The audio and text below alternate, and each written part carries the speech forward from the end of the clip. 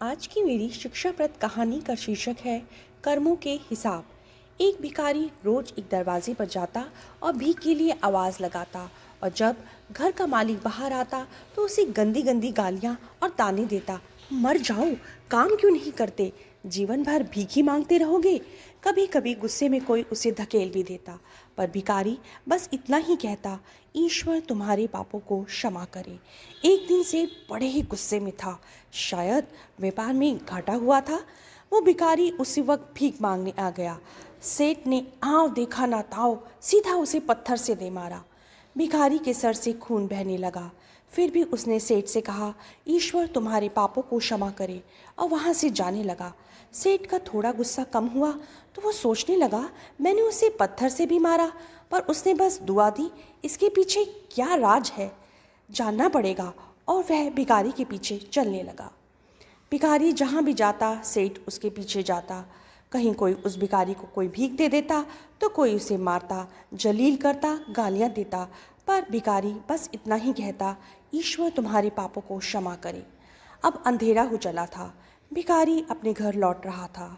सेठ भी उसके पीछे था। भिखारी जैसे ही अपने घर लौटा, एक टूटी फूटी खाट पर एक बुढ़िया सोई थी जो भिखारी की पत्नी थी। जैसे ही उसने अपने पति को देखा, वो उठ खड़ी हुई और भीख का कटोरा देखने लगी। उस भीख के कटोरे में मात्र एक आधी बासी रोटी थी। उसे देखते ही बुढ़िया बोली, बस इतना ही और कुछ नहीं, और ये आपका सर कहाँ से फूट गया।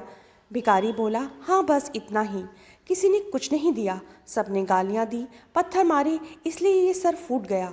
भिखारी ने फिर कहा, सब अपने ही पापों का परिणाम है ना।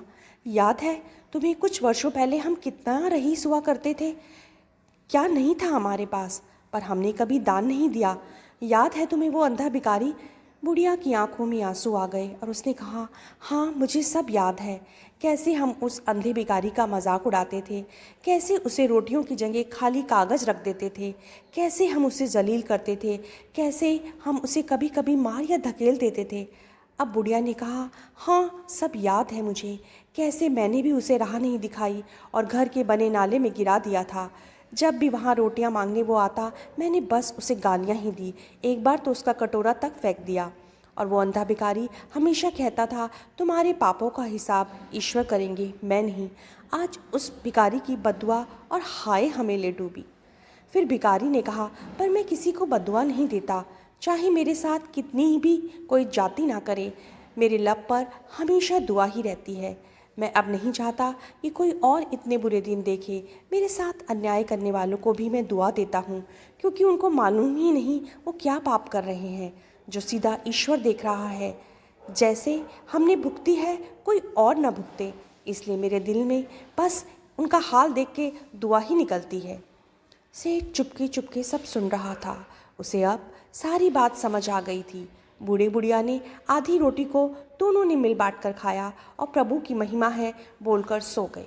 अगले दिन वहाँ भिखारी भीख मांगने सेठ के यहाँ गया। सेठ ने पहले से ही रोटियाँ निकाल के रखी थी।